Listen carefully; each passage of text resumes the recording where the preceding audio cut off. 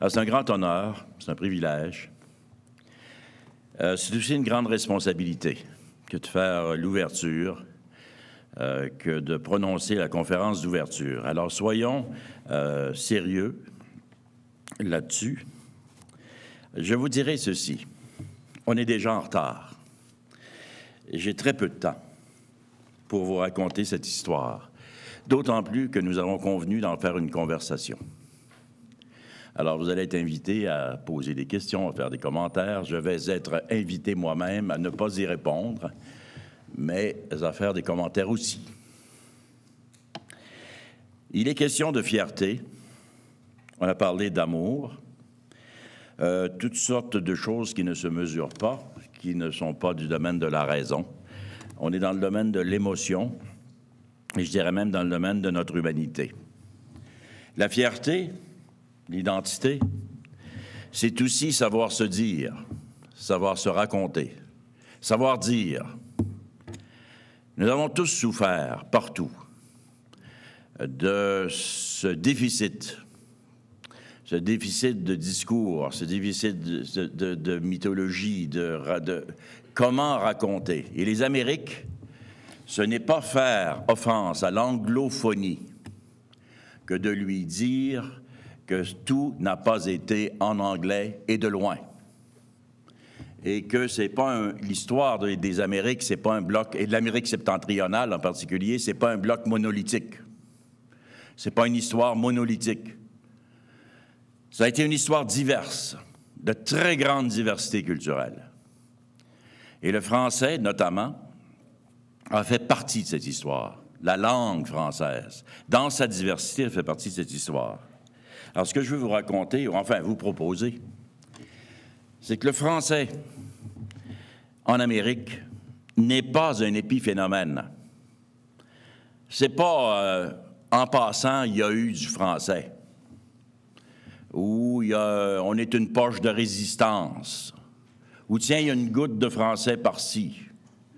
Il y a une goutte de français par-là. Au contraire, le français, c'est en grande partie aussi l'histoire de l'Amérique. Son empreinte est profonde et on pourrait parler, on aurait pu parler et on pourra parler, dans votre génération surtout, vous aurez peut-être à le faire, à construire et à dire et à écrire et à raconter, à filmer, à faire n'importe quoi, la grande aventure du français en Amérique. Qui d'ailleurs, et ça me touche beaucoup, rejoint l'espagnol, se marie à l'espagnol dans l'histoire et précède l'anglais dans beaucoup de territoires de l'Ouest. Alors, je vais vous raconter certaines choses qui sont, je dirais, des échantillons. Et on pourra discuter et vous pourrez me questionner. Des échantillons de ce qu'on ne raconte pas assez. Alors, je vous dirais des choses simples, de ma propre famille, par exemple. Moi, avant de commencer à vous raconter mes histoires, je dois vous dire, je suis passionné de ça. Hein. Ça fait des années que je fais ça. Ça fait des années que je m'interroge. Qui sommes-nous? Comment ça se fait que? Et pourquoi? Et quelle est l'histoire? Et je suis quelqu'un qui, jadis, autrefois, dans les années 50, quand j'étais élevé, quand j'étais à l'école, et qu'on me racontait en français, d'abord, je voudrais vous préciser que je suis montréalais. Donc, j'ai été élevé en français, dans l'Est de Montréal, dans un français de l'Est de Montréal, qui était déjà méprisé, là, par une certaine hiérarchie du français. On va parler du français de l'Académie. Alors, on nous racontait cette histoire. On nous disait à l'époque, j'ai 66 ans, donc ça veut dire qu'à l'époque, moi, quand j'étais petit, on m'appelait, mon ethnie, c'était l'ethnie canadienne-française catholique. J'étais un Canadien français. Et tu te dis, mais c'est quoi, comment ça se fait qu'il y a des Canadiens français?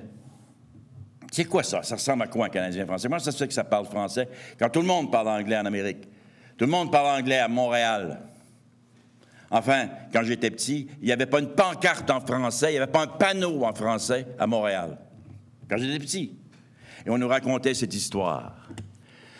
Une histoire, vous êtes des résistants, il faut être catholique, parce que parler français, c'est être catholique. C'était très, très drôle, ça venait avec. Si tu arrêtais d'être catholique, tu ne parlais plus français. C'est quand même incroyable. Alors, on avait une histoire orientée, qui nous disait qu'on était un échec. Nous avions été battus. Les Anglais nous avaient battus à Québec. Et puis, c'est comme ça. Puis, qu'est-ce que vous voulez? On va résister, puis on va essayer de survivre. Donc, une sorte de notion de repli, une sorte de notion de résistance, une sorte de complaisance dans la victimisation. On est des victimes. Et là, tu te dis, bien, puis il te raconte une histoire, puis on avait une histoire nationale extrêmement ennuyante, faite de Dieu sait quoi qui n'était pas intéressant pour un petit garçon.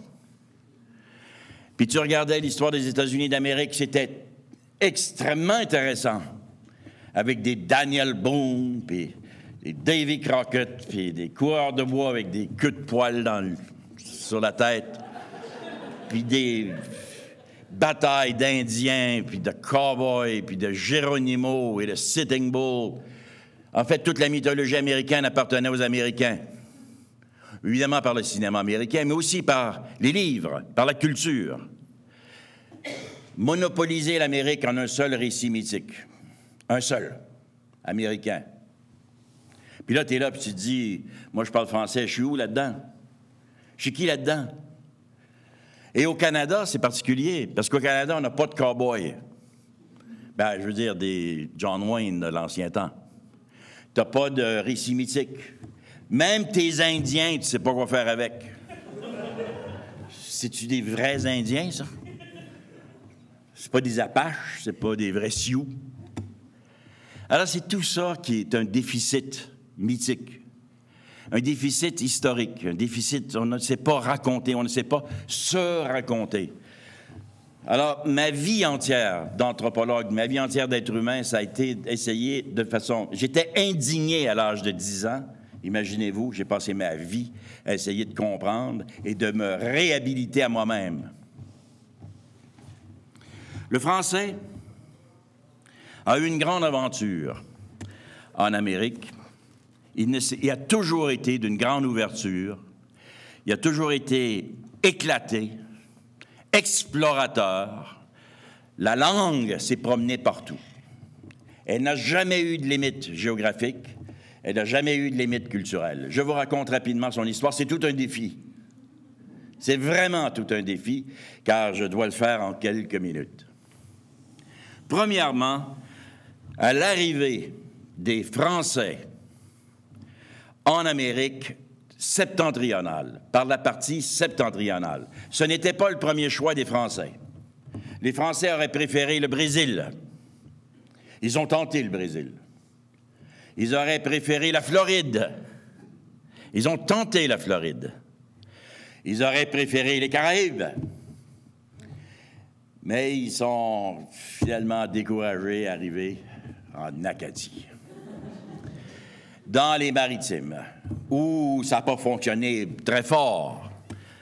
Mais ils ont fini par s'ancrer solidement dans une région très hostile, très désagréable au climat, froid, venteux, même en été, Tadoussac, Québec. Et à partir de là, ce qu'on oublie de raconter, c'est que ce sont des hommes qui viennent.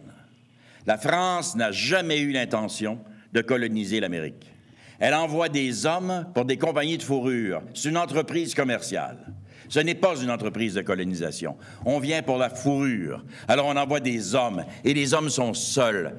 C'est des jeunes hommes. Ils ont 20 ans. Pensez-y. Ils ont 20 ans. Ils ont traversé l'Atlantique 3 mois de bateau. Ils débarquent dans la vallée du Saint-Laurent, pleine nature. Ce sont des jeunes Français des années 1610. Regardez la France en 1610. C'est un pays hautement hiérarchisé. C'est un pays où il y a des pauvres, beaucoup de pauvres, où il y a des aristocrates, peu d'aristocrates, mais très riches. Il y a des nobles. C'est pas drôle être un Français ordinaire en 1610. T'as pas de plan de carrière quand t'es un Français ordinaire en 1610. T'es un manant, t'es un paysan, t'es un rien du tout.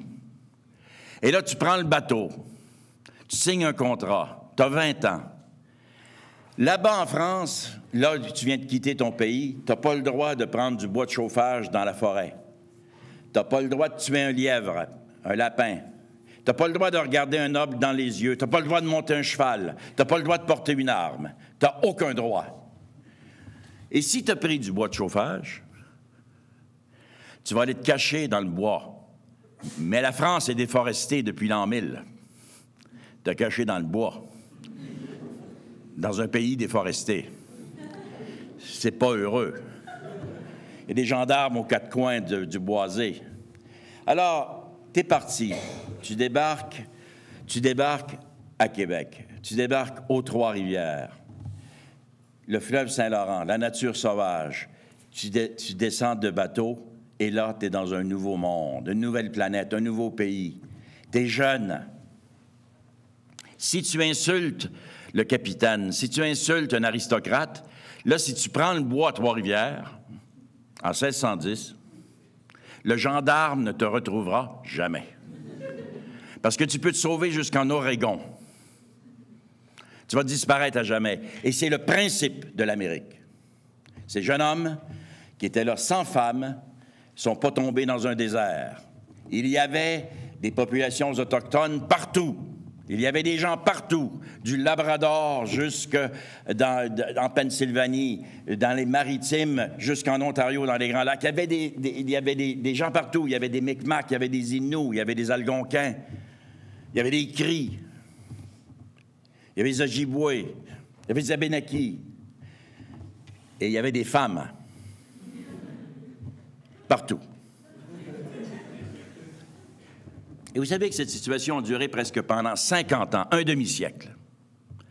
Imaginez-vous que le coup de départ de l'Amérique, de son histoire, le coup de départ, c'est un grand coup de métissage.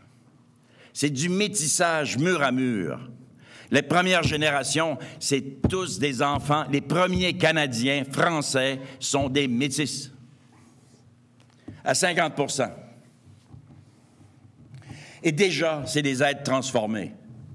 Ce sont des êtres de liberté. Ils vont se promener, ils vont partir. Trois-Rivières, qui est une petite ville aujourd'hui, qui n'est même pas fière de ça, qui s'annonce même pas comme ça.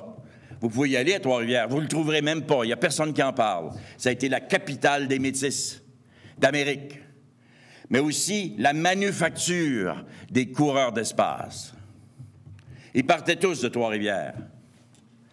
Puis ils s'en allaient dans les Grands Lacs. Puis ils aimaient ça. Ils se sont ensauvagés.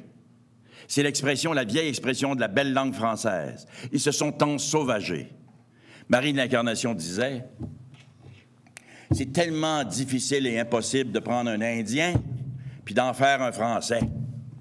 Parce qu'ils essayaient ça. Ils prenaient des petites sauvagesses, des petits sauvages, ils les habillaient en français. Il faisait croire en Dieu, puis il leur faisait les bonnes manières, puis il essayait qu'ils parlent bien français, puis le français de Paris, puis tout ça, puis tout ça. Puis moindrement qu'il ouvrait une porte, une fenêtre, le petit sauvage se sauvait. Ils n'ont jamais réussi à franciser, vraiment. Puis Marie de l'Incarnation dit, c'est triste, on ne peut pas faire des bons Français, des petits sauvages, mais c'est tellement facile de prendre un Français puis de l'ensauvager. Et c'était ça la relation américaine. C'était ça, l'Amérique. Et ces Français, qui sont devenus des Canadiens, qui étaient des Métis, qui ont appris les langues autochtones. Alors, ils parlaient français, le vieux français. Ils parlaient algonquin. Ils parlaient iroquois. Éventuellement, ils ont parlé sioux. Bien, ils ont été dans les Grands Lacs. Ils ont été dans les Grands Lacs un par un. Et à un endroit historique, qui est Sault-Sainte-Marie. Vous allez à Sault-Sainte-Marie, ils ne s'en vendent pas aujourd'hui encore. Et allez au Sault-Sainte-Marie. Et là, vous aviez le choix. Soit que vous alliez vers l'ouest, soit que vous allez vers ce qui va devenir le Manitoba, ou vous allez vers ce qui va devenir le Wisconsin, l'Illinois, le Michigan. Et les ancêtres vont aller partout. Ils vont aller au Wisconsin, Michigan. Ils vont aller jusqu'à la tête du Mississippi. Ils vont aller au Mississippi. Ils vont descendre le Mississippi. Ils vont aller vers l'ouest. Ils vont traverser le lac à la pluie. Ils vont arriver à la rivière Rouge. Et la rivière Rouge, c'est pas un point fermé. C'est pas, là où nous sommes, c'est pas un point fermé. C'est le point d'éclatement. À partir d'ici, ils se sont éclatés vers le Montana, le Dakota, le Minnesota, le Saskatchewan, l'Alberta, la Colombie-Britannique, l'Oregon.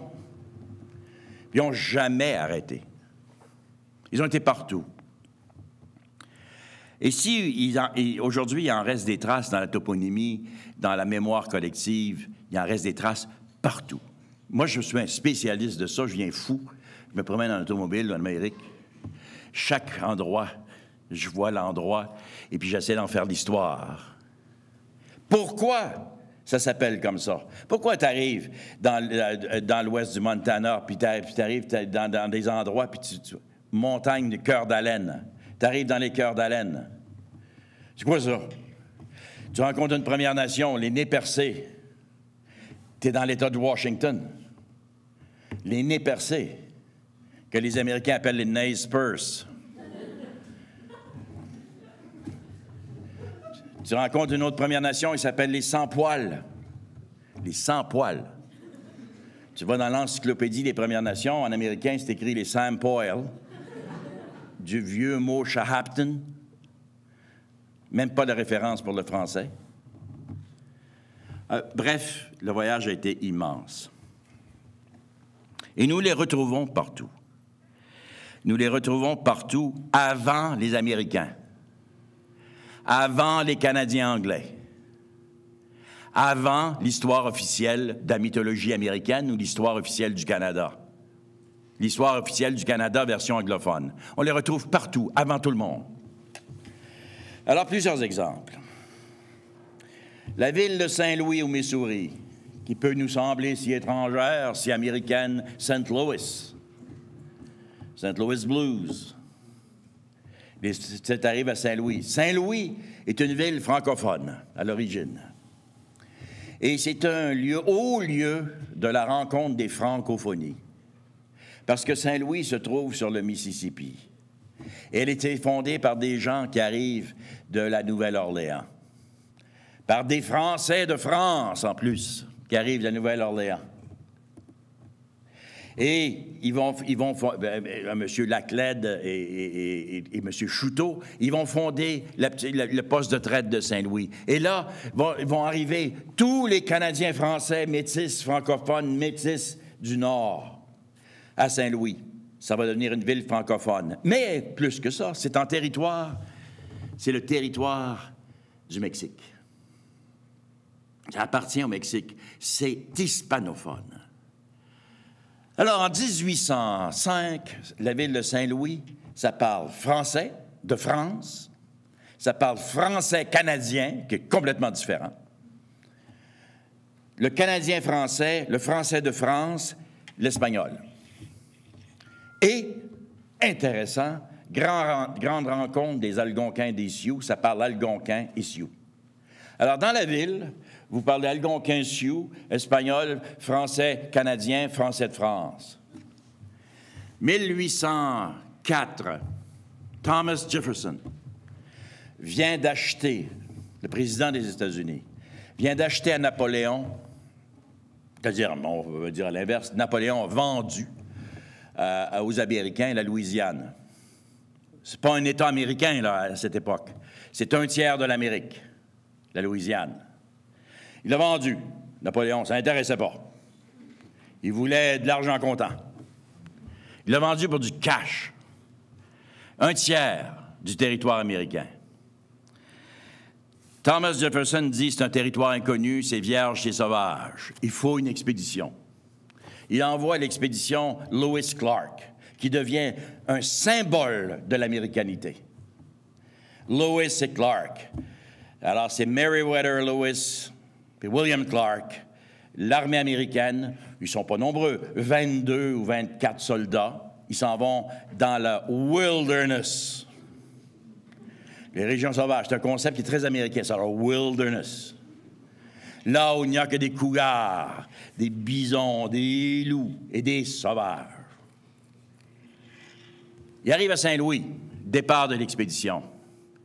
Meriwether Lewis écrit à Thomas Jefferson, « Monsieur le Président, je suis arrivé à Saint-Louis et ici, j'ai le regret de vous dire que la langue anglaise ne sert de rien. J'essaie de recruter des guides, ils ne comprennent pas quand je parle. Parce que personne ne parle anglais. À Saint-Louis. Et l'expédition Lewis Clark, la moitié du personnel est francophone. C'est francophone. Et Lewis Clark, et là je vous le dis, mais en résumé, puis je n'ai pas le temps d'en parler, dans son journal officiel, Lewis écrit « Nous sommes en région sauvage, nous avançons en région hostile, on ne connaît pas, on a de la misère, etc. » Mais il omet d'écrire, puis là c'est volontaire. À chaque fois qu'il avance, sur le Missouri, il y a des Canadiens français puis des Métis qui reviennent de l'Ouest. Ils descendent des Rocheuses. C'est déjà exploré. C'est déjà connu. Alors tout ça, c'est connu. En français et en amérindien, les différentes langues. Par le biais du métissage. Saint-Louis, les Espagnols vont se retirer, mais les Canadiens français et les Métis vont les rejoindre. Vont les rejoindre au Nouveau-Mexique. Au Nouveau-Mexique et en Californie et en Arizona et jusqu'au Mexique. Qui m'a raconté ces histoires-là quand j'étais jeune à l'école? Personne. Personne ne m'a raconté ces histoires-là. Et là, je vais être plus précis dans ce que je raconte. Comment ça se fait qu'il y avait une triangulation? Montréal, Québec, Haïti, Saint-Domingue, Nouvelle-Orléans, Saint-Louis. Vous revenez par le Minnesota, puis en fait, vous pourriez faire un détour par San Francisco, puis vous revenez par les provinces de l'Ouest, Saskatchewan, l'Alberta, Saskatchewan, Manitoba, puis vous revenez par les Grands Lacs vers Québec. Et je n'ai pas inclus l'Acadie. Imaginez-vous le tour de l'histoire, et chacun a son histoire. On ne m'a même pas raconté, quand j'étais jeune, l'histoire du fondateur, la fierté. Regardez la fierté. Le fondateur de la Louisiane et de la Nouvelle-Orléans. C'est un gars de Longueuil, à Montréal. On ne nous a pas dit ça quand on était petits. C'est Pierre Lemoine. Pierre Lemoine. Il s'appelle d'Iberville. D'Iberville, c'est un drôle de type. Il vient au monde à Montréal. Il aime les bateaux. Il devient pirate. Hey, pirate, c'est supposé être dans les Caraïbes, ça. Lui, c'est un pirate de Longueuil. Il va être sur les bateaux. Et là, vous commencez à faire son histoire, puis vous faites son histoire, vous vous dites, mais ça n'a aucun sens, ce gars-là. C'est une histoire qui n'a aucun sens. Il va développer... je ne veux pas faire ici de politique, du tout. Ce n'est pas de la politique, c'est de la mémoire. C'est un jeu de mémoire. Il va développer une haine des Anglais. Ça se faisait autrefois. Alors, il s'en va en baie d'Hudson. Il va se battre en baie d'Hudson, en la baie de James, à la baie d'Hudson. Donc, c'est un pirate des mers froides. C'est un pirate glacé. C'est un pirate de glace. C'est très rare, les pirates de glace, mais il y en a eu un. C'était lui. Il est sur des bateaux, des voiliers, imaginez-le, habillé avec de la fourrure, et son jeu, c'est de dépouiller les Anglais de la Hudson Bay Company, qui s'approvisionnaient à Londres, et les bateaux rentraient en baie d'Hudson. Il va faire un dommage terrible aux Anglais. Il va prendre tous les postes, toutes les maisons de traite. Il va nuire aux Anglais, comme ça s'appelait nuire aux Anglais. Il va faire ça pendant 10-12 ans, puis finalement, il va s'écœurer parce qu'il fait froid. Il va dire, ça ne me sert de rien, il fait trop froid, je suis écœuré. Puis il dit à la France, là, de toute façon, vous n'envoyez pas d'armée, je suis tout seul. Il va s'en aller dans les Caraïbes. Pas croyable. Voici qu'il enlève son manteau de fourrure et qu'il s'en va dans les belles mers du Sud. Et il va y avoir une mission de la France, trouver les bouches du Mississippi. Merci. Merci. Est-ce que ça paraissait que j'en avais besoin? Merci. Merci beaucoup. Découvrir les bouches du Mississippi, ça n'avait jamais été fait. Les Espagnols l'avaient trouvé, mais le cachaient. C'était un secret d'État.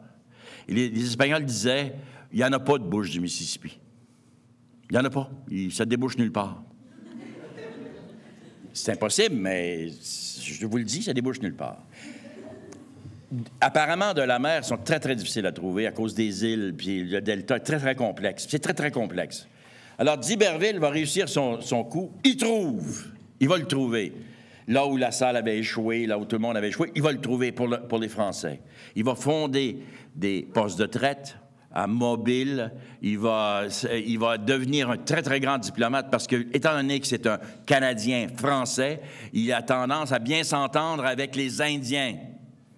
Alors, il va s'entendre avec les Mobiles, les Alibamon, d'où vient le mot Alabama, les Appalachies, les Mobiles, etc. Et les Natchez, qui faisaient profession, les Natchez, de tuer tout le monde quand ça approchait. Pour toujours de raisons qui seraient trop longues à raconter. Lui réussit à devenir ami. Et son frère va fonder la Nouvelle-Orléans. C'est le début de la Louisiane.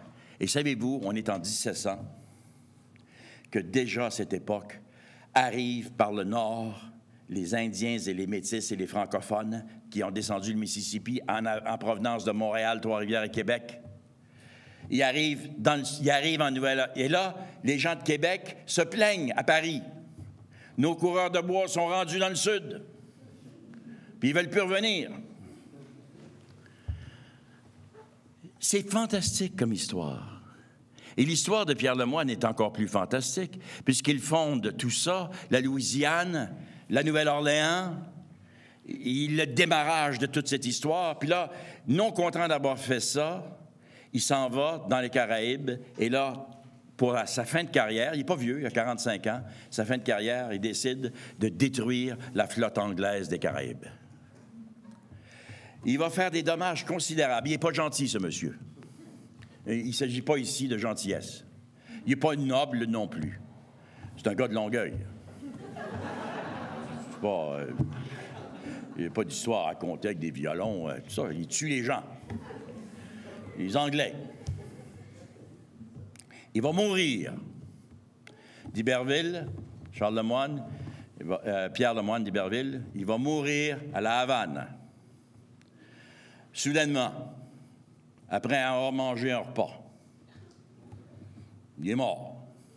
Une indigestion, empoisonnement, on ne sait pas, c'est une mort mystérieuse. Ça n'a jamais été résolu. Son corps est là-bas à La Havane. Pedro Berbila, Pierre d'Iberville. On pourrait aller tous là. Puis se dire, bien, il a quand même fait tout un... Mais savez-vous qu'on ne sait rien de ça? Il n'y a pas de film, il n'y a pas de John Wayne, il n'y a pas de... Il n'y a personne qui a raconté cette histoire. Comme je viens de vous la raconter, qui ferait un grand film avec des pirates, puis de ci, puis de ça, puis il est devenu cubain. Vous voyez, la langue française vous mène partout. Autre lien par le Mississippi. Qui connaît l'histoire de la ville de Chicago?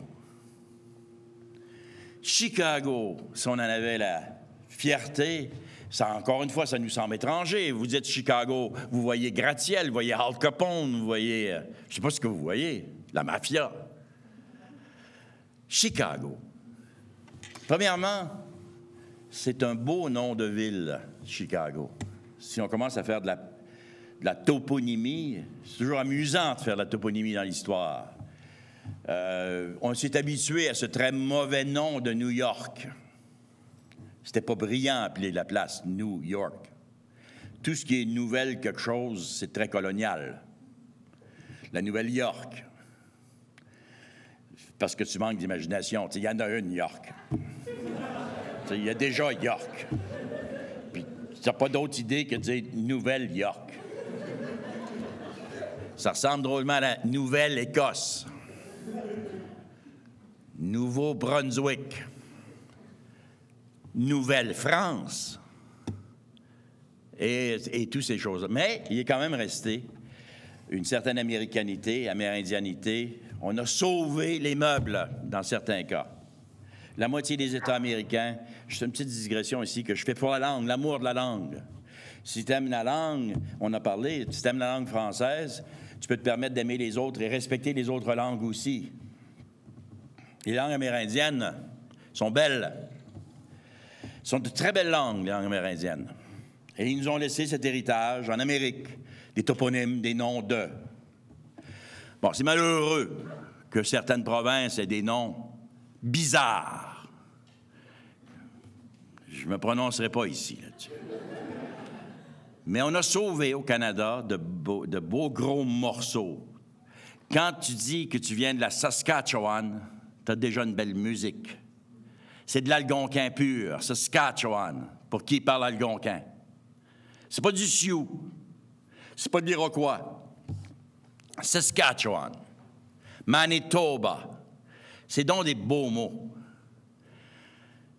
C'est de valeur. Moi, j'aimerais pas ça d'être en Alberta juste pour avoir l'écrire sur le code postal. C'était la femme du gouverneur général, la fille de la reine Victoria. Ça s'était appelé Sandra. Pensez-y. Les États américains aussi ont des beaux noms. Alors, je reviens à Chicago. Chicago, c'est de l'algonquin. Chicago, c'est de l'algonquin. Chicago. Si vous demandez aujourd'hui, en 2014, aux enfants Inuits qui parlent algonquin, du Labrador, de la Côte-Nord, qui aujourd'hui, ils ne sont pas à l'école parce que c'est fini, mais mettons qu'ils sont à l'école. Mettons que c'est la semaine dernière. Alors, les petits-enfants, si vous leur montrez une image, une grande image d'une moufette, ils vont tous dire « Chicago ». Ça veut dire la moufette. Ça veut dire la moufette. Pourquoi ça s'est appelé la moufette? C'est parce que ça sentait très mauvais dans ces régions. Pour vrai. De la baie verte jusqu'à Chicago. La baie verte, j'ai bien dit la baie verte, j'ai pas dit Green Bay, j'ai dit baie verte. Jusqu'à Chicago, ça sentait très mauvais. D'ailleurs, c'est intéressant parce qu'on est à Winnipeg. Là, vous allez m'arrêter si vous trouvez que ça va loin. Au nord de Chicago, il y avait les Indiens Sioux, un type de Sioux, des Sioux des Bois qu'on appelait. Il y avait pour nom les Winnebago.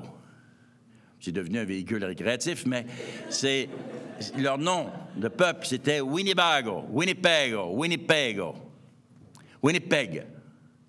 Winnipeg, ça veut dire les eaux qui sentent. Et les Français, les Canadiens français ont appelé cette nation les Puants. Et c'est sur toutes les cartes francophones d'Amérique, de l'ancien temps, les Puants, nation des Puants. J'ai été rencontrer la nation des Puants. Les Winnebago, c'est les Sioux. Mais c'est un terme algonquin, Winnipeg. Winnipeg. Si vous demandez aujourd'hui à un cri de la baie d'Hudson ou de la baie James, si vous demandez à un Innu du Labrador, il veut vous dire la mer, l'océan, l'eau salée, il va vous dire Winnipeg. Alors, je veux voir la mer. C'était bon, ça. Juste rester à Winnipeg. Chicago, ça veut dire moufette. Comment commence Chicago? Eh bien, voici l'histoire. Je vous la donne par un détour. Lorsque M. Obama a été élu, tout le monde, président des États-Unis, on a tous été émus. Le premier noir, président des États-Unis d'Amérique, c'est impensable, mais c'était réalisé. Un beau monsieur. Puis les journalistes étaient tous comme ça, puis on était tout énervés. Puis là, il y a un reportage à Chicago. Il a travaillé à Chicago. Il a grandi à Chicago. Il travaillait, c'est sa place, ça. Alors, vous avez le journaliste d'ABC, avec son micro, qui dit « C'est un grand moment, Chicago, M. Obama. » Et il est devant, et il fait son reportage, et derrière, c'est écrit, il est devant la porte d'un musée. puis c'est marqué « Jean-Baptiste Point du Sable Museum » à Chicago. Le musée des Noirs américains s'appelle Jean-Baptiste Point du Sable. Qui est Jean-Baptiste Point du Sable? Et ça devient intéressant. Eh bien, c'est le fondateur de la ville de Chicago. C'est un Haïtien. Et si j'étais Haïtien, j'en serais donc fier. En fait, c'était le fils d'une Haïtienne, d'une femme de Saint-Domingue, qui s'est retrouvée à Saint-Louis, qui aurait rencontré un dénommé Dandonneau, un gars de Trois-Rivières. Dandonneau dit Point du Sable. Ils ont eu un bel enfant, un colosse, noir, appelé Jean-Baptiste comme un Canadien français, Point du Sable. Il est devenu un grand commerçant de fourrure dans l'Illinois. Cet homme était francophone et il a établi son poste de traite à Portage, Chicago. À Chicago. Et autour de lui se sont rassemblés des métis. Beaucoup de métis franco-amérindiens. Beaucoup de Canadiens français, dont on connaît tous les noms.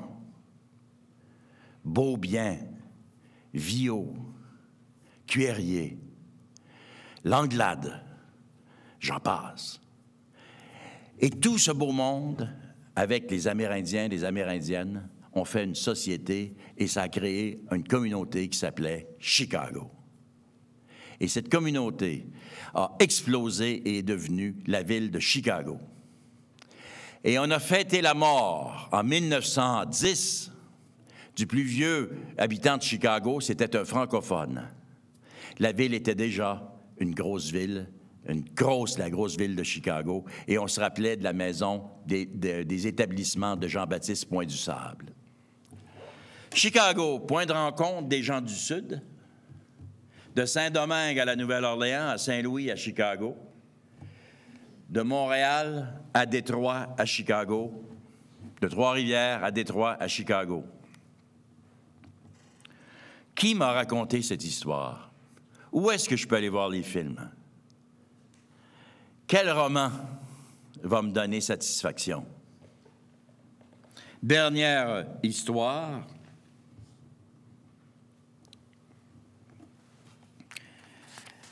Pour les Amériques, pour vous montrer que le français était très éclaté, une histoire que j'aime beaucoup. C'est un bonhomme de Québec qui a un nom très canadien-français dans les temps anciens, 1800. Il s'appelle Jean-Baptiste Chalifou. Il vient de Limoilou. C'est un quartier de la ville de Québec. Il n'était pas heureux dans la vallée du Saint-Laurent. Il s'est en allé à Saint-Louis. Et à Saint-Louis, il s'est en allé dans le sud-ouest, dans les montagnes. Il a décidé de se faire bandit.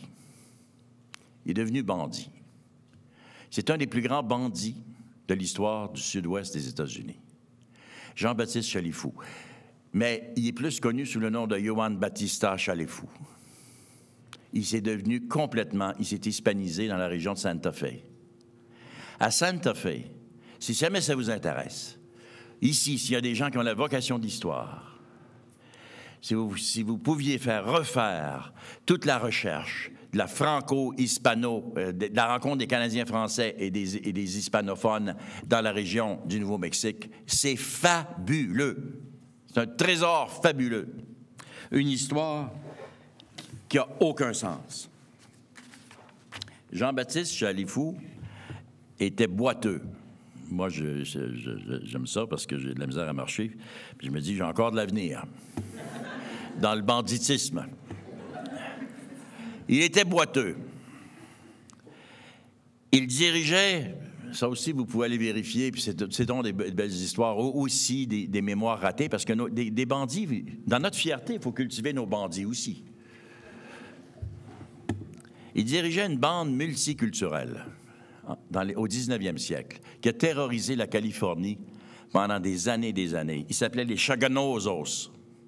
Essayez de trouver ce que ça veut dire, mais c'est Chaganosos. C'était lui le chef, le boiteux. Il n'était pas grand, il était rondelet, puis...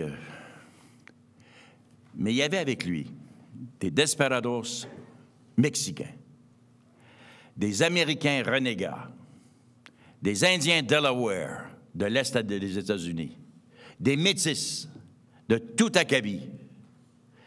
Alors, là-dedans, ça parlait français, espagnol, différentes langues amérindiennes. Et Jean-Baptiste Chalifou a vécu 70 ans sur Terre. Il est mort d'une crise cardiaque.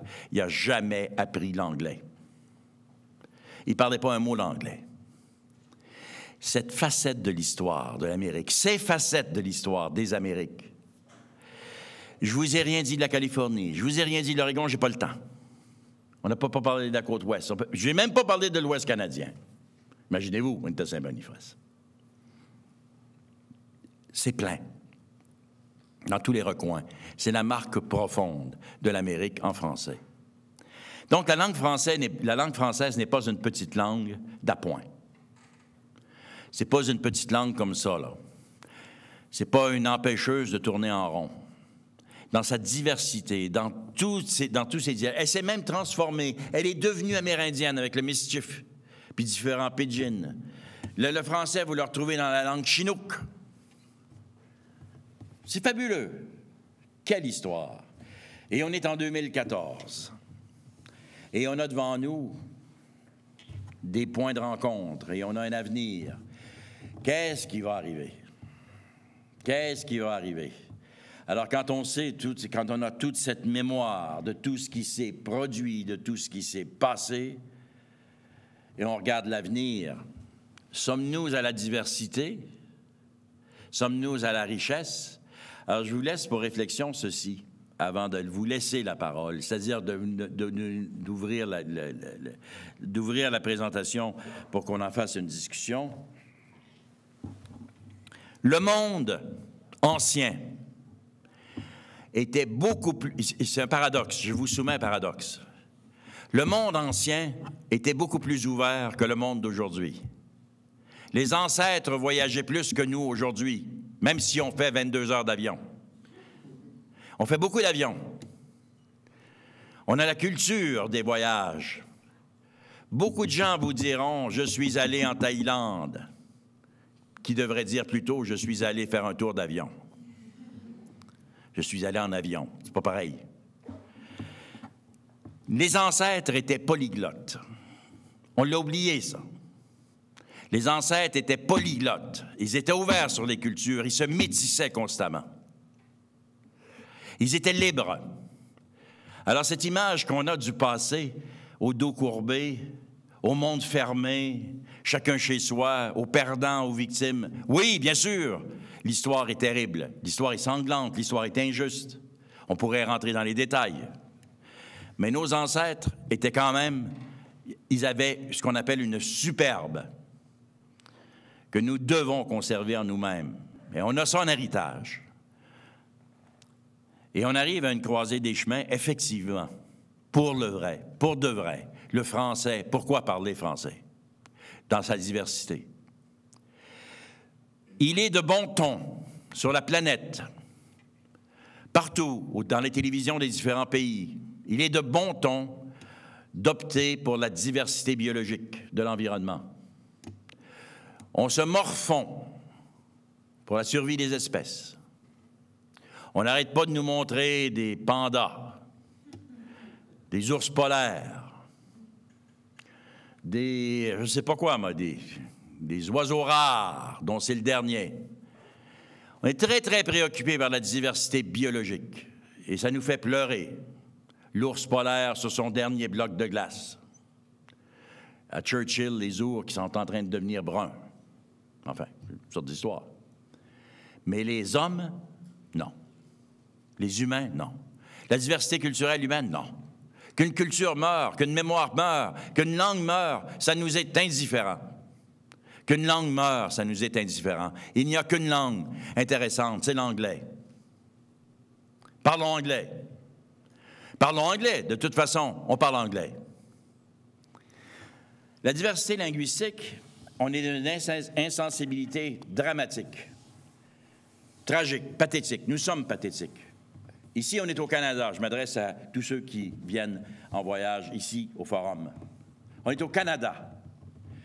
Le Canada n'a jamais protégé ses langues amérindiennes. N'est même pas au courant de la diversité linguistique amérindienne. Et ne s'émeut nullement de la mort des langues amérindiennes en 2014. L'Iroquois est en train de mourir sous nos yeux. Ce n'est pas à la télévision, ce n'est pas à la radio, ce n'est pas en politique, personne n'en parle. Eh bien, c'est ça, le jeu des langues. Nous sommes des humains. Nous nous exprimons, nous communiquons, ça a été dit. Je suis d'accord avec le vice-recteur, nous avons un devoir de communication. Nous sommes des humains. Il faut parler, bien parler nos langues maternelles. Nous sommes polyglottes. On est capable d'apprendre les langues, d'aimer notre langue. Et le français, bien, c'est ça. Et c'est pas un français, et ce serait certainement pas un français standard modèle qui nous a été imposé dans des cadres coloniaux. On ne peut pas être gêné de parler son français. Il est créatif, évolutif de toute façon. Et c'est nous qui le faisons. Et c'est vrai, on aime ça, apprendre les expressions, les sonorités, les accents. Alors, au lieu d'être comme un Canadien français, tout ce que ça sait, je nous informe tous, mais un Canadien français, son expérience linguistique, c'est de se faire reprocher son accent. Comme s'il y avait un accent, puis que le français de Paris n'en avait pas. Le seul qui n'a pas d'accent, c'est le français de Paris. Tous les autres, en percolant, ont des accents. Alors, tu es gêné à Paris. Parce que aussitôt que tu as dit un mot, bang! Tu es stigmatisé. Ben, tu viens de quelque part, toi. On n'a pas compris. Je te comprends pas très, très bien. Trêve de ça. Trêve de ça. La flexibilité de nos ancêtres, c'était qu'il y avait de l'oreille. Tu es capable de reconnaître un accent. Puis tu es capable d'apprendre des expressions. Puis tu es capable même d'adopter tous les accents. Nos ancêtres apprenaient toutes sortes de langues. La langue, c'est quelque chose qui est profondément humain. Ce sont de grands enjeux historiques. Ce sont des grands enjeux pour l'humanité. Ça ne peut pas être instrumental, ça ne peut pas être fonctionnel, ça ne peut pas être rationnel. Et si c'est rationnel, si c'est instrumental, arrêtons tous de parler. De toute façon, tu n'as même pas besoin d'apprendre l'anglais, on n'a plus besoin de parler. Bon. Mais c'est pas ça. Nous sommes des humains. Notre langue maternelle, c'est quelque chose d'important. Alors, ce n'est pas des combats d'arrière-garde, c'est un combat du futur. C'est une construction. Et c'est les jeunes qui vont la jouer. Et c'est une question, je termine là-dessus, moi, ma partie, en tout cas de présentation. Je termine en disant ce que je disais hier c'est une question amoureuse. J'aime personnellement ma langue, mon histoire. Je me regarde dans le miroir, je m'aime moi-même. Je me déclare intéressant le matin. Et si tout le monde faisait ça, on se trouve beau dans les caractéristiques qui nous appartiennent. Si on est plus petit, on déclare que les petits sont plus beaux. Pointe à la ligne. On n'a jamais délégué aux autres le soin de définir notre valeur. Jamais. Regardez ce que les Américains disent des francophones, des Canadiens français et des Métis dans les archives, c'est tordant. Ils les décrivent comme étant des ignorants. Il y avait un nom que les anglophones utilisaient, ils les appelaient les mangeurs de l'art. Mangeurs de l'art. On les déclarait ignorants, joyeux, toujours de bonne humeur, qui savaient violonner, qui savaient chanter, puis qui ne savaient rien faire. Puis si tu leur donnais pas des ordres, ils restaient assis. Ça ressemble à un discours universel. C'est un discours universel. C'est l'autre qui est en train de te dire qui tu es. La langue, ça sert à s'exprimer, ça sert à exprimer sa fierté, mais aussi ses espoirs. C'est une construction. C'est quelque chose qui est à créer. C'est quelque chose qui est devant nous. On ne peut pas être en réaction. On peut pas être en réaction. Il faut être en action. Alors, ce sont les artistes, ce sont les individus, c'est la jeunesse, c'est la beauté, c'est la fierté, la beauté de la langue, la fierté de la langue qui va faire qu'elle va vivre. Elle se trouve en différents points des Amériques, tant en parler. Écoutez, quand vous la débusquez, vous la retrouvez partout. L'année dernière, j'étais en Californie. J'ai fait ce que je fais là. Mais là, tu es en Californie, tu sais. Mais j'étais en français. Puis j'avais fait des recherches sur l'histoire francophone de la Californie. Puis c'est à tomber par terre. C'est à tomber par terre. C'est une histoire incroyable. C'est francophone, autant qu'hispanophone. Et les Anglais arrivent après. Puis les Anglais arrivent après, qu'est-ce que vous voulez? Ils sont arrivés après. Puis tu essaies de leur expliquer que San Francisco, c'est d'espagnol. San Francisco de Asís, ça s'appelait Yerba Buena. Ça s'appelait Yerba Buena, puis c'est un dénommé La Framboise qui a trouvé la piste pour San Francisco, Yerba Buena. Puis là, t'es pas en anglais, là. T'es pas en train de parler anglais, là. Tu parles pas de Clint Eastwood, là, encore. T'es pas rendu là, là. Vous comprenez très bien ce que je veux dire. Je termine en vous disant, je vous laisse la parole pour vrai, là. Ce n'est pas une anecdote, c'est pas un épiphénomène, c'est pas marginal, c'est fondamental. Et c'est l'honneur de notre héritage que de le respecter. Nous avons été, nos ancêtres ont été, puis il valent la peine qu'on en soit, quelles que soient les vicissitudes, les défaites, les claques sur la gueule.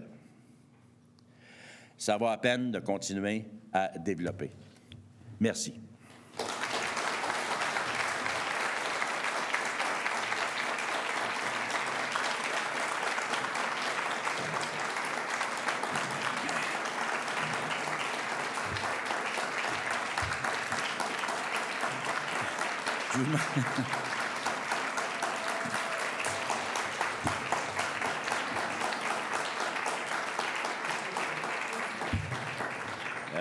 Merci beaucoup. Merci. Je vous demanderais d'avoir l'audace de faire un commentaire, poser une question pour qu'on puisse continuer. On a jusqu'à, je ne sais pas trop, 10h30, hein? C'était 10h30. Il nous reste 20 minutes.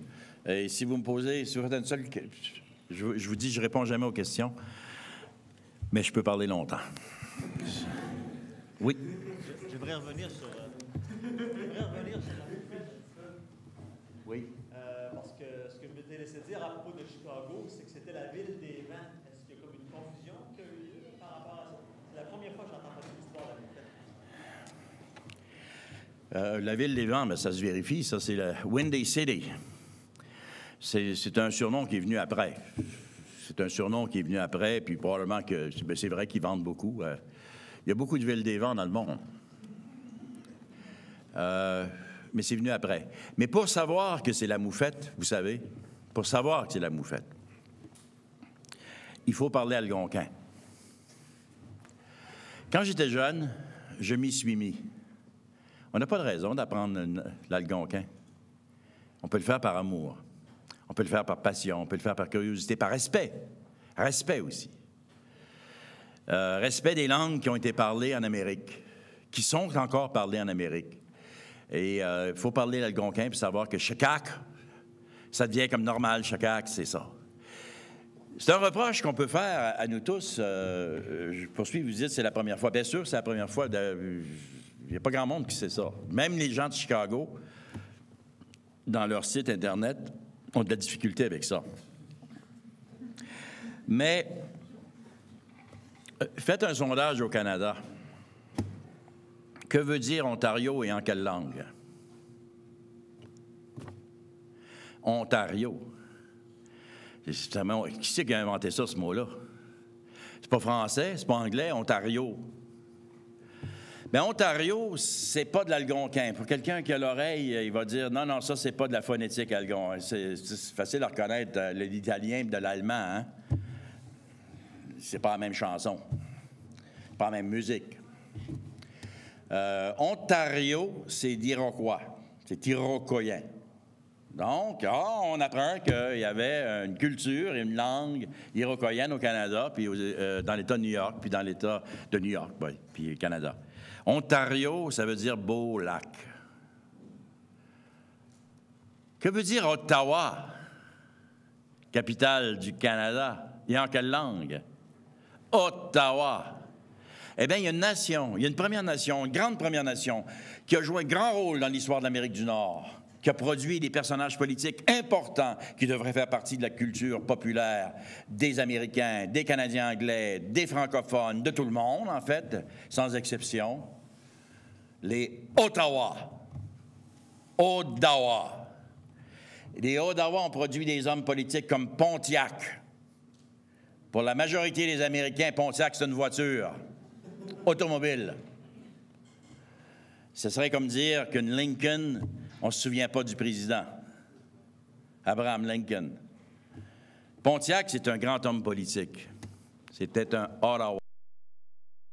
Langlade, c'est un grand homme politique métis amérindien. Ottawa. La capitale du Canada, Ottawa. Ça veut dire les marchands. Les wheeleux-dealeux, là. C'est donc bien nommé.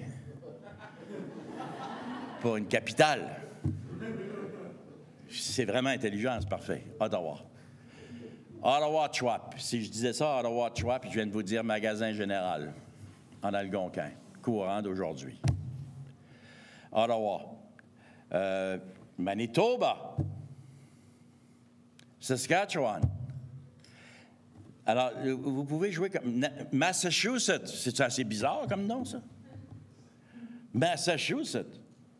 Les gens disent en français, c'est mettre à chaussettes. C'est de l'algonquin des maritimes, c'est de l'abénaki. Ça veut dire grosse montagne. Ça veut dire grosse montagne. Alors, c'est courant rapide, c'est là où il y a une roche, c'est le passage de l'esprit, c'est la grosse montagne. Alors, c'est ça, c'est Chicago. Mais on ne sait pas, on ne sait pas. Qu'est-ce que vous voulez? Alors, je peux aller plus loin. Que j'entendais à la radio récemment. Un débat, là. Il y a quelqu'un qui... Vous savez que l'équipe de football américain de Washington vient de se faire réprimander pour son nom. Ça fait 50 ans qu'ils ont leur nom. Ils s'appellent les Redskins. Alors, les Peaux-Rouges de Washington.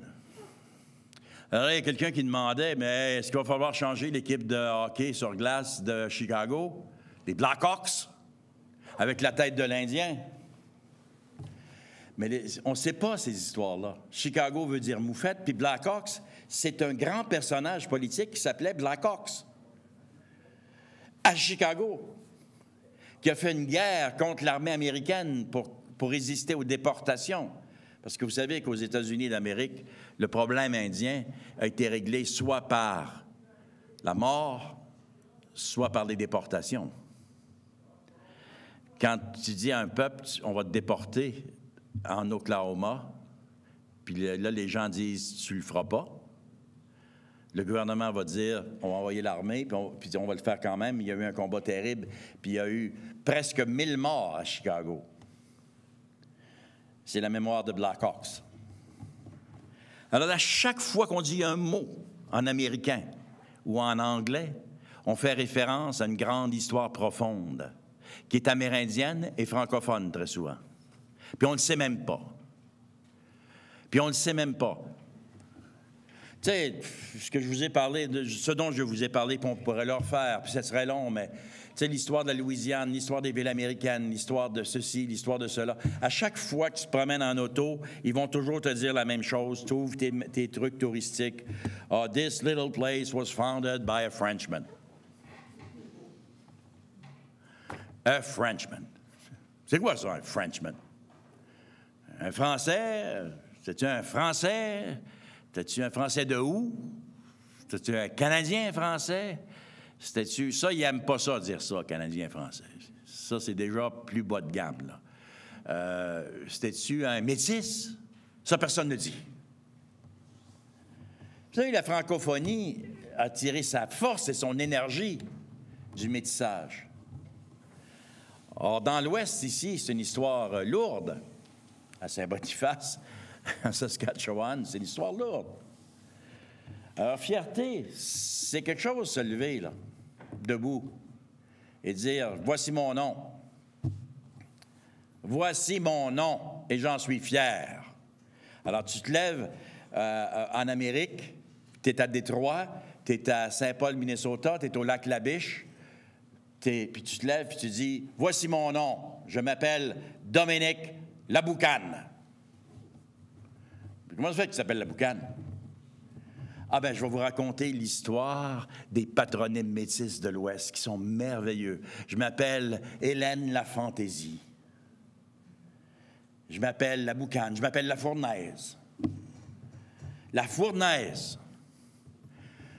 Les surnoms des soldats français qui ont fait le passage chez les Métis, puis qui font les grands clans métis d'Amérique du Nord aujourd'hui, en français. Es-tu capable de te lever fièrement et de dire ça en face? Avec tes accents et ta langue. C'est sûr qu'on ne sait pas ce que veut dire Chicago.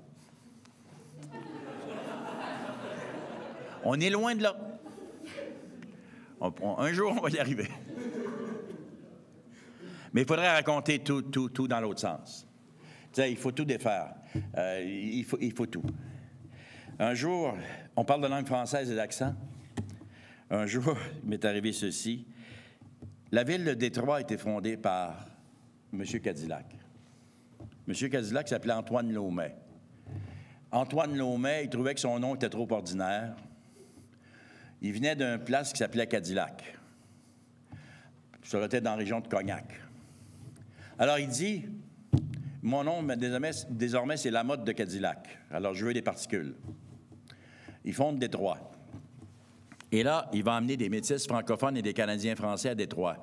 La ville de Détroit est une ville à l'origine francophone. Qui a son histoire, on a la plaque, on a tout, on a toutes les familles qui ont commencé, on a tout le monde. La ville de Détroit, c'est francophone. D'ailleurs, c'est fondé sur les ordres de Québec. Puis c'est une ville qui est Québec, Détroit. Québec ordonne la fondation de Détroit. Et Québec, en vieil algonquin, veut dire Détroit. Québec, ça veut dire Détroit. Ben là, c'est une autre chose qu'on apprend, hein? Tu demanderas aux Québécois ce que ça veut dire Québec, il va dire, je sais pas, ça veut dire un fleur de lys. C'est pas ce que ça veut dire. Mais il faut le savoir. Ça veut dire Détroit. La ville de Détroit, aux États-Unis, ça s'appelle Détroit. Un jour, j'étais à Paris, et puis on est en train de parler, puis il y a quelqu'un qui me dit, je m'en vais aux États-Unis par affaires. C'est un Français, là, de Paris.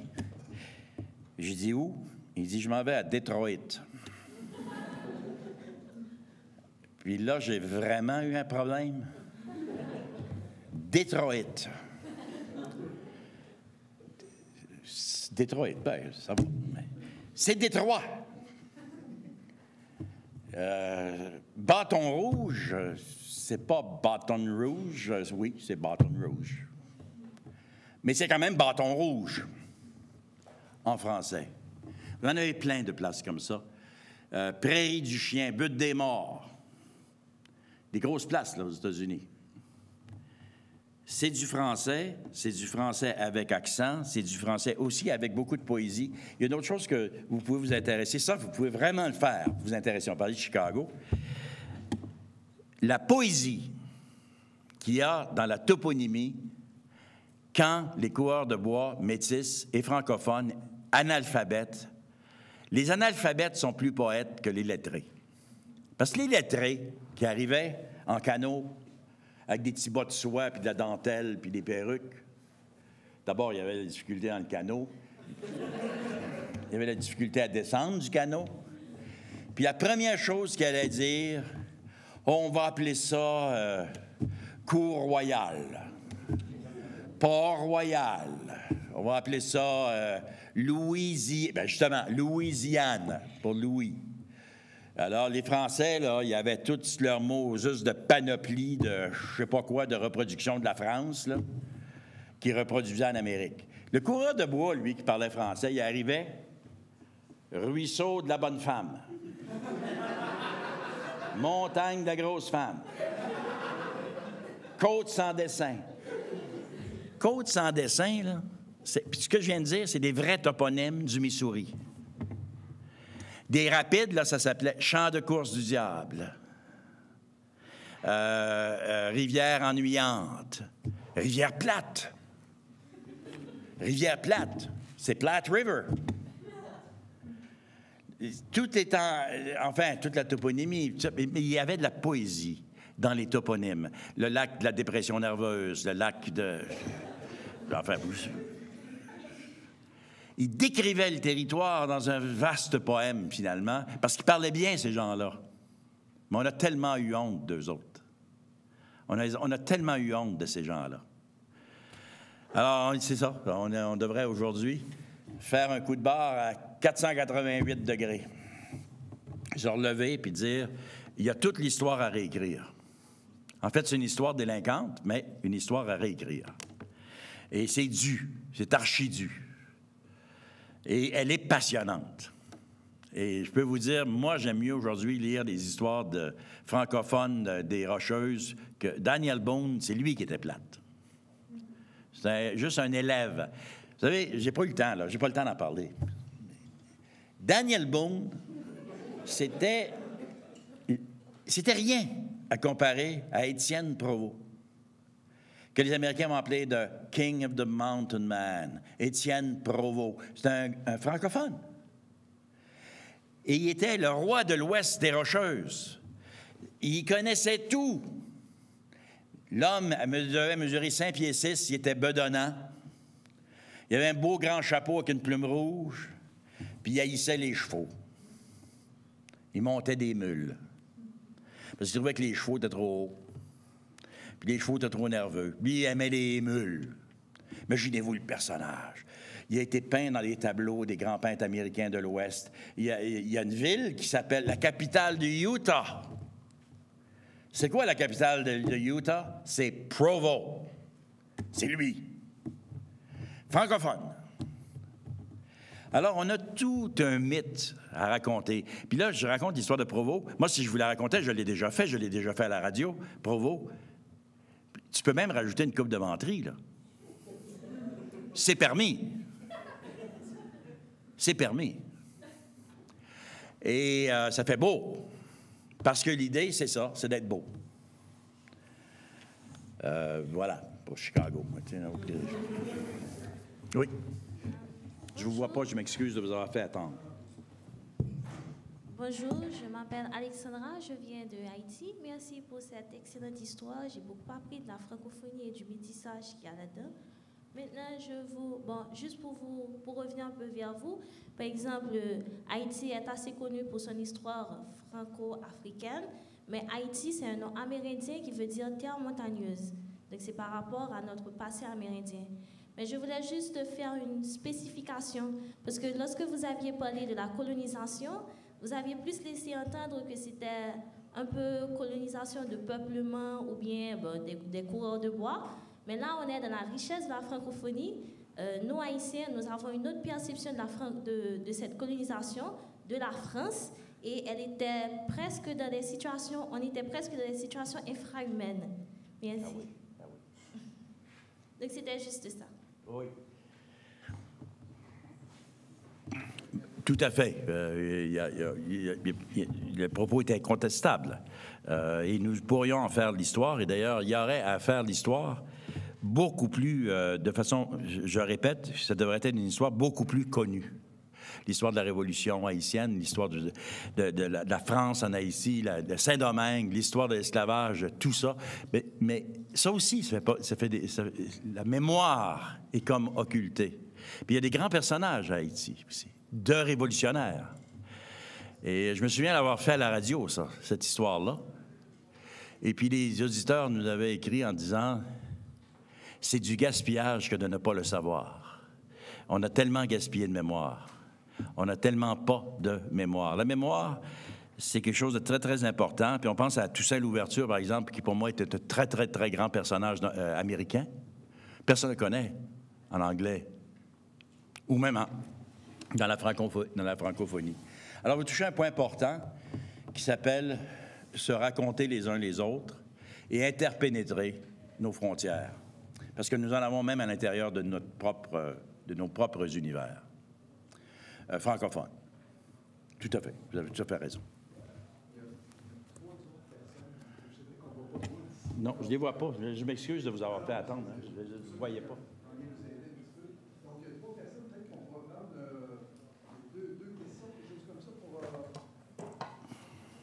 Bonjour, monsieur. Moi, c'est Justin Johnson. Je viens du Manitoba, la région de la Petite Pointe des Chênes, maintenant connue Lorette, Sainte-Anne, Île-des-Chênes. Je suis un métis de la Rivière-Rouge. Et vous entendre parler du métissage, ça fait chaud au cœur de savoir que, ou ça me donne l'espoir de continuer à me redécouvrir mon peuple. Et je vous remercie pour cela. Encore aujourd'hui, même ma grand-mère va nier le fait qu'elle est métisse.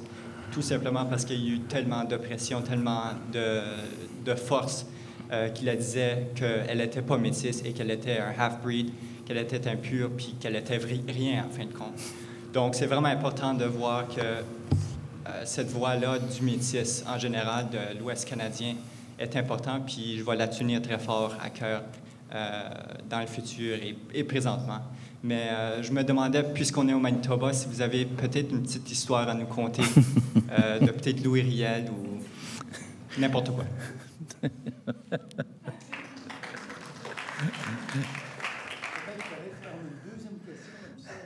On va la prendre tout de suite. Merci.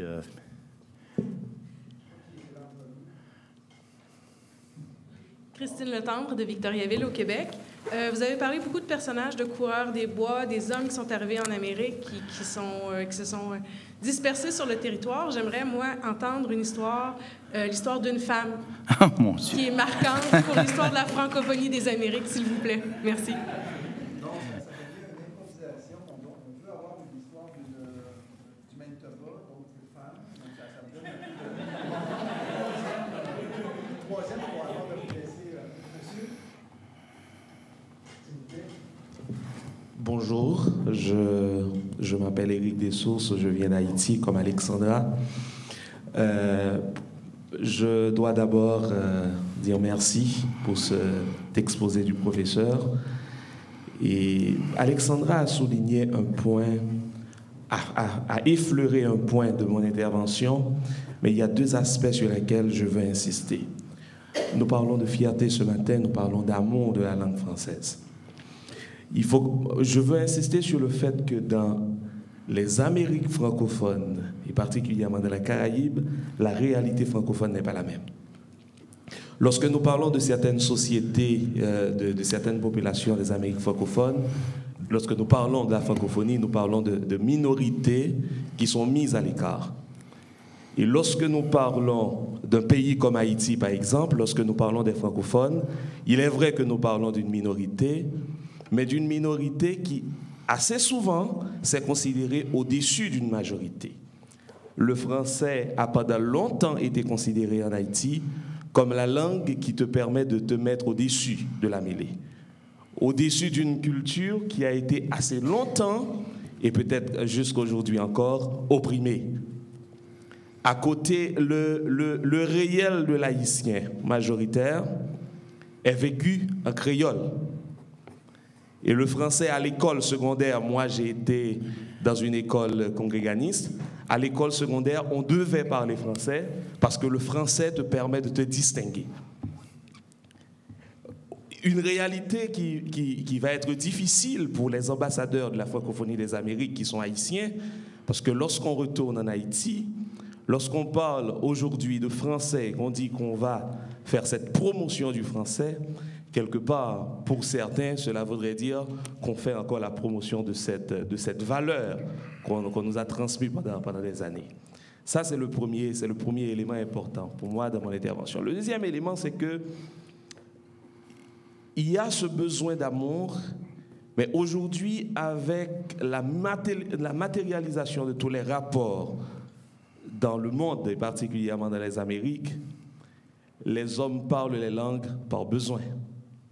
Ça veut dire quoi? Ça veut dire que si on se fait la question, dans mon pays, en Haïti, quelle langue transmettre?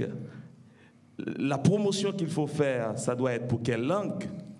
On risque d'être en but à de sérieux problèmes. C'est vrai qu'il y a toute la richesse du français, une richesse qu'on a un peu perdue à cause de tout ce qu'on a prêté aux Français dans le pays. Mais aujourd'hui, la langue anglaise pour l'haïtien et dans les Amériques francophones serait un élément pour le commerce.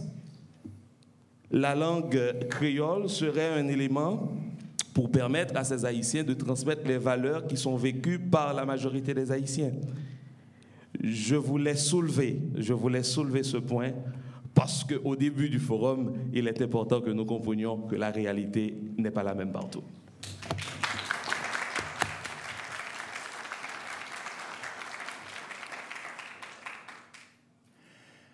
Si vous avez toute la journée, vous venez de donner le programme oui, on pourrait faire un échange toute la journée. Alors, je résume. On vient de nous exposer la situation à Haïti.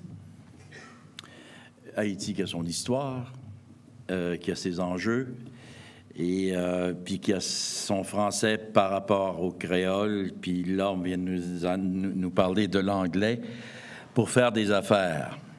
Vous me demandez de raconter une histoire, une petite histoire en passant, celle de Louis Riel. C'est pas pire, ça. Puis une histoire de femme. Et puis revenir sur la question d'Haïti. Mais regardez ceci.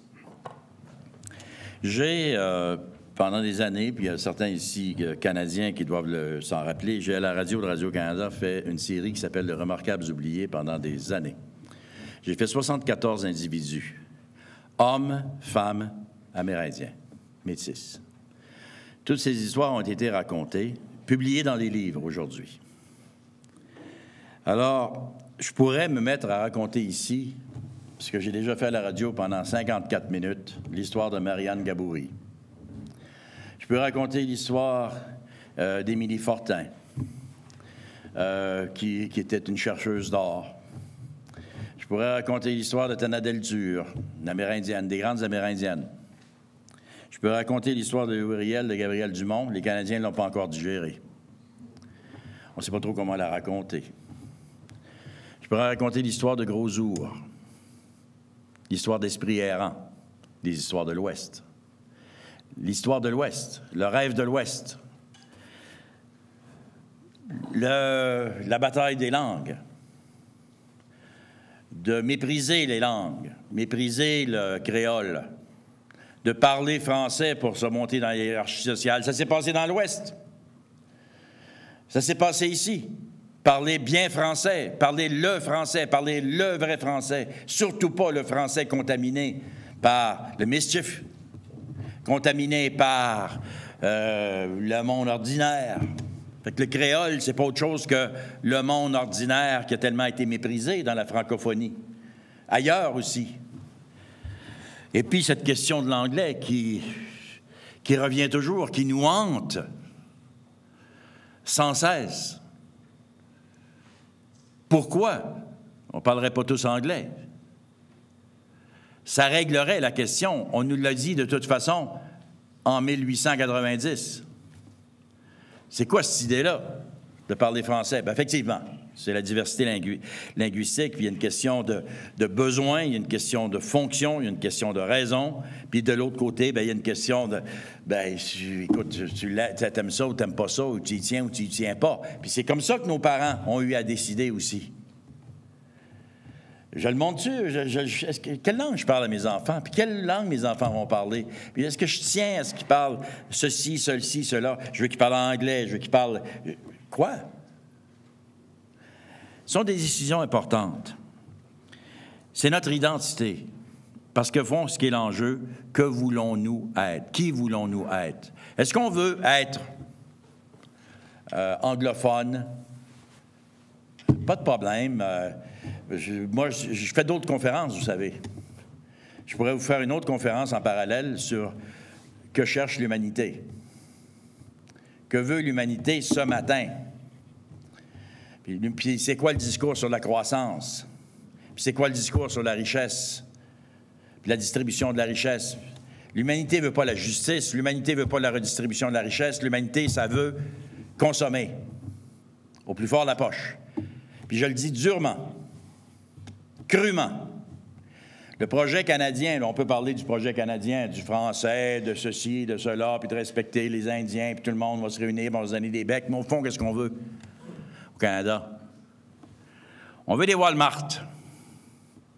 Consommer, puis dans le Walmart, qu'il y ait des biens de consommation, puis on veut de l'argent dans nos poches, puis on veut des Tim Hortons. Visitez le Canada, apprenez à boire du café Tim Hortons. On est une machine de consommation. Notre discours n'est qu'à la croissance. Notre discours n'est qu'à l'argent. Alors, effectivement, se pose la question de l'argent. C'est en quelle langue? Ça parle quoi, l'argent? Je vais parler français, je vais faire de la poésie. D'abord, que je fasse un best-seller puis que je puisse être très riche. Ça donne quoi? C'est une question très profonde pour l'avenir, pour nos enfants. Quelles sont les valeurs culturelles qu'on veut développer puis qu'on veut conserver dans notre identité? Si on a répondu à la question, ce sont de grands enjeux. Maintenant, on n'aura pas le temps de le faire, mais sur la partie féminine de l'histoire, ça existe. Ça n'existait pas, ça n'existe pas traditionnellement. Les femmes ne font pas partie de l'histoire. En français, quand on était petit, les seules femmes qui apparaissaient dans l'histoire, en français, c'était des saintes, c'était des sœurs qui allaient au ciel. Des femmes dans le commerce, des femmes au combat, des femmes à l'exploration, des femmes dans n'importe quel domaine, ça n'existait pas. Je vous recommande d'ailleurs de lire « Elles ont fait l'Amérique », si vous voulez avoir Marianne Gaboury intégrale, les premières journalistes femmes en français, première médecin amérindienne d'Amérique, une amérindienne médecin en Amérique, 1890, la première de toutes, Suzanne Laflèche-Picotte, qui vous dit qu'il y avait de la francophonie chez les Sioux. Être médecin, femme, puis s'appeler Suzanne, amérindienne, puis s'appeler Laflèche-Picotte, il faut le faire. Et c'était vrai, c'est authentique. Alors oui, il y a tout ça à refaire. Puis l'histoire de... Bien là, je ne pourrais pas la raconter parce qu'elle est monumentalement complexe, l'histoire de Louis Riel. On a toujours la tendance à la simplifier. C'est du simplisme et tout ça. C'est très complexe, cette histoire. Mais on peut dire qu'ici, et en Saskatchewan, c'est vécu le grand rêve américain par des gens qui étaient sincères, qui voulaient un monde nouveau, qui étaient plus ouverts qu'on ne le croit, multiculturels. Et ils ont été rabattus, battus, et dans la mémoire et physiquement, par un Canada qui se voulait homogène, puis là, je vais dire les mots comme ils sont à l'époque, comme à l'époque, homogène, protestant, anglophone et blanc. C'est l'époque du racisme. La force du racisme, je n'ai pas eu le temps d'en parler, s'est abattue sur toutes les questions dont on est en train de débattre, c'était la couleur du racisme actif en politique. Aujourd'hui, on prétend qu'on en est sorti. Si on en est sorti, ressortons la tête et soyons qui nous sommes. Là, c'est vrai. Merci.